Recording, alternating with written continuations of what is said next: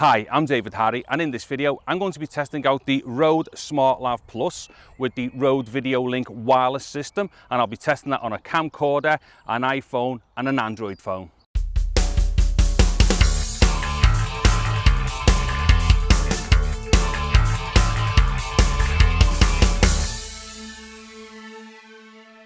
Okay, so the simple point to this video is to test out the Rode SmartLav Plus with Rode's very own RODELink wireless system. Now what I'm going to be doing, I'm going to be testing it on 3 different devices. The first device that I'm testing it on, which is what I'm on right now, is a camcorder. In this instance, it's a Sony AX100. Then the second thing I'll try it on is going to be an Android smartphone, and in that instance, that's going to be a Pixel Mark1. The second device I will try it on will be an Apple iPhone, in that instance the iPhone 5. Okay, so what I'm going to do now is just kind of walk off a bit and give ourselves an idea of, like, you know, me getting a bit of distance away from the receiver. Now the thing is, this will actually go a lot further than what I'm about to go here, but you know, I'm in the middle of the park here with a bunch of kit in the middle of a field there, so you know what I don't want to be doing is giving people the impression that it's free kit day in the park and I get back and someone's trolleyed off with all my stuff. So yeah, I'm probably, I don't know, 50, 60 feet away, you know. Now for me personally, you know, this kind of distance is way too far or way beyond what I would normally use anyway, because the kind of stuff that I would normally be doing would be like, you know, just traditional interviewee type applications, in which case I would be quite close to the camera anyway. But the reason for using a wireless system with a lav is because I would just want whoever I'm recording to be untethered. So like I say, I wouldn't normally go crazy distances anyway, but that'll just give us an example of how it sounded from that distance, and it should have sounded fine anyway. Okay, so what I'm going to do now is switch over onto the Android phone. So this is now the Google Pixel Mark1, which is my example for using an Android phone for this test. Now, what I'm going to explain here just quickly is something to do with the gain stages that I'm using here, or the amount of gain being applied into each device. When I was over onto my camcorder, that's got a really good microphone input, but more importantly, it's got controllable gain stages in it. Now, what happens there, I can actually set my level or my final level when I go into the camera. But with the likes of smartphones, and I've never come across any of them, either Android or iOS, that allow you to do the same thing, which is to set your gain in the analog stage or in the analog domain before it gets digitized into the digital domain. Fair enough, you know, you'll get gains like where it says you can go louder and lower and stuff on any phone, but what that tends to be, or every example I've ever come across, it's been once it's been digitized. So the problem with that is whatever you've done on the input, so say for instance if you've overdriven the microphone, or typically, and especially more so with Android phones, if it's applied a ton of compression or AGC or other form of dynamics, then the problem there is once it's in the digital domain, when it gives you the option to kind of go louder and lower, you're only going louder and lower with something that may already like be distorted, or it may already be kind of like a bit mangled due to all the compression and AGC that's going on. So what I've done here with the Android phone, I've set the transmitter still to 0 because I'm getting like a healthy signal being sent from the transmitter. But at the receiver end, I then set that to -10. So what happens then is that when that signal goes into the phone, it doesn't get the phone to get all flustered and want to start like using loads of compression and limiting and stuff. So basically I'm just giving this phone like the best opportunity that I can in order for it to record a nice clean signal without overstressing itself, applying too much like dynamics processing. Okay, I hope that wasn't too boring, but that's basically how the phones work. So maybe it's a good thing to know. Anyway, what I'll do, I'll walk off a little bit while I'm on the Android example. Again, I'm not going to go like trolleying off all around the park. I don't need to now, because we already know that the system's capable of doing what it does as far as the transmitter and reception range is concerned. So I'll just kind of like, you know, walk around here and come back again. But like I say, you know, this should give us a really good example of what is achievable on an Android phone. And you know, this kind of sound that I'm getting here would be very typical probably of most Android phones. There really isn't that much in it between them all, to be honest. Okay, so what I'm going to do now, I'm going to switch over onto the iPhone. Okay, so I'm onto the iPhone 5 now. Now, just a couple of quick things. The picture on this is probably not going to be as good. One, it's only 720p. That's just down to the limitation of using the front camera on this particular phone. Also, I'm not entirely sure about the picture quality as far as exposure and focus is concerned, because I'm some distance here, so I can't really see it properly. Because the thing is, they don't record very wide, the iPhone 5 anyway, so you've got to get a bit further away, so I can't really see the screen. But none of this really matters because this is an audio test anyway. And the great thing in general about iPhones is that you do tend to get the option through various apps of recording uncompressed.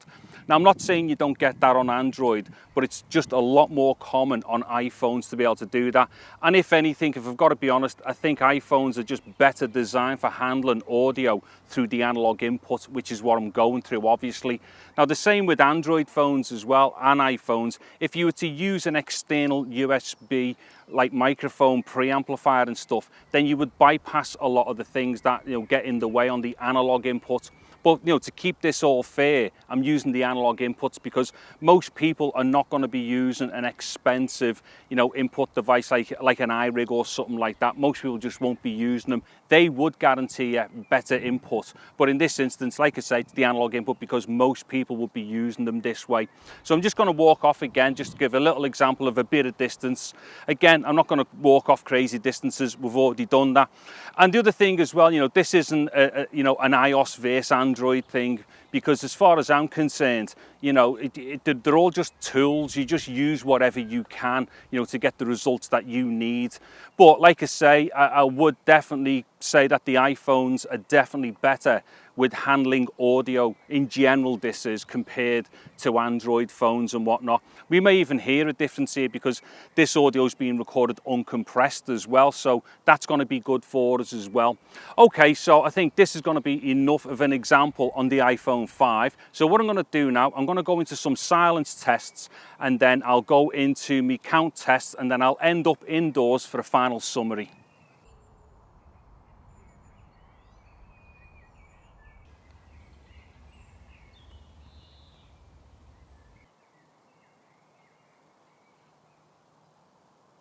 One, two, three, 4, 5, 6, 7, 8, 9, 10, 11, 12, 13, 14, 15, 16, 17, 18.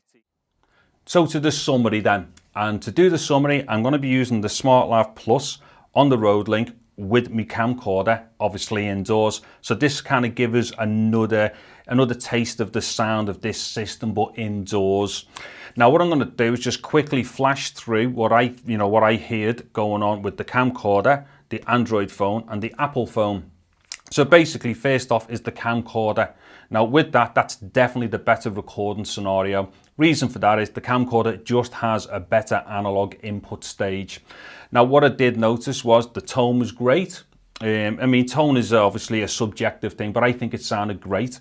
And the one thing that I did also notice is a lack of hiss as well, which, inherent hiss with the microphone.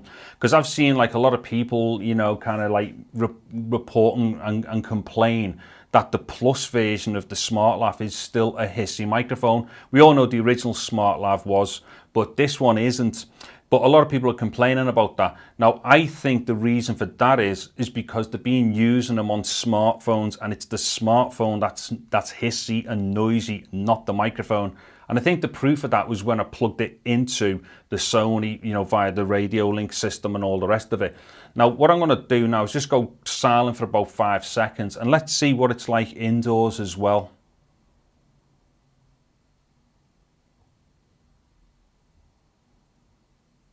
Okay, so that should give us some kind of an idea as to like what its inherent noise level is like indoors in a quieter environment.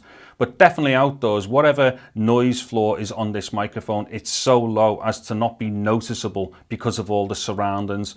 So basically, tonally and as far as hiss is concerned, I think, yeah, the microphone going through the RODELink into the camcorder was definitely the better of the takes. Now going on to the Android smartphone, now that's where I was very surprised, because I would use that all day long. If I could guarantee myself that sound that I got there, I would use it all day long. That's one of the best sounds I've ever had out of any microphone going into an Android phone, at least through the analog interface.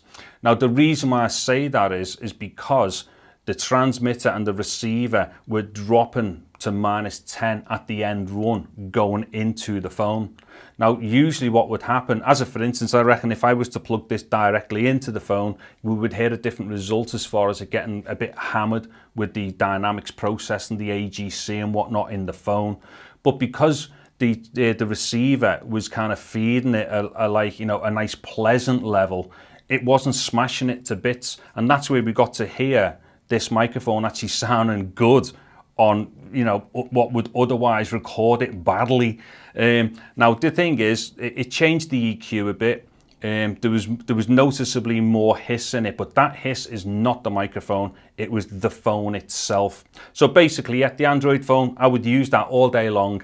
If I could guarantee I could get that sound out of it, you know, with the SmartLav Plus and the RODELink wireless, that would be great.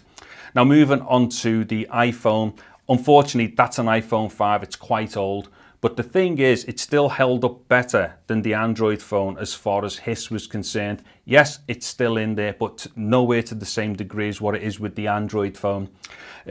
Also, the converters on the 5 now are getting on a bit. So there was a shift in EQ and stuff like that. It did record uncompressed, which is great. But tonally, if I have to be fair, it wasn't particularly great. I think the Android phone kind of handled it a bit better. But don't forget, that was an iPhone 5 going up against the Pixel 1. There's probably about 5 years between them phones. And on the iPhone, less noise as well inherently within the phone itself. So considering like the age of that particular phone, then yeah, I think it did amazingly well. But basically what we've got there is an example of like 3 different types of recording devices, but more importantly, how this microphone and that radio system interacts with them. So as far as I'm concerned, you would have to spend a lot more money to get something that would be noticeably different across all 3 of them recording devices. So bottom line is, would I recommend this microphone? Absolutely. I think it's a great microphone.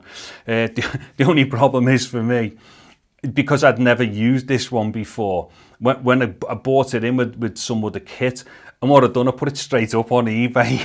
I'm really sorry I've done it now, because someone's bid on it on eBay. So yeah, I've got to sell it now. But would I have kept it? Absolutely. But the problem is, I've got tons of lavs, so it's when would I ever get round to using it, which would be the problem. But yeah, I would definitely use this Lavalier. I think it's great with the RODELink system on all 3 of them devices. Obviously, primarily my use would be the camcorder, which it's on right now. Okay, so I'm about to run the risk of rambling. So what I'm going to do now is shut my pie hole and get off. So the last thing that remains for me to say right now is thank you very much for watching this video. Take care and goodbye now.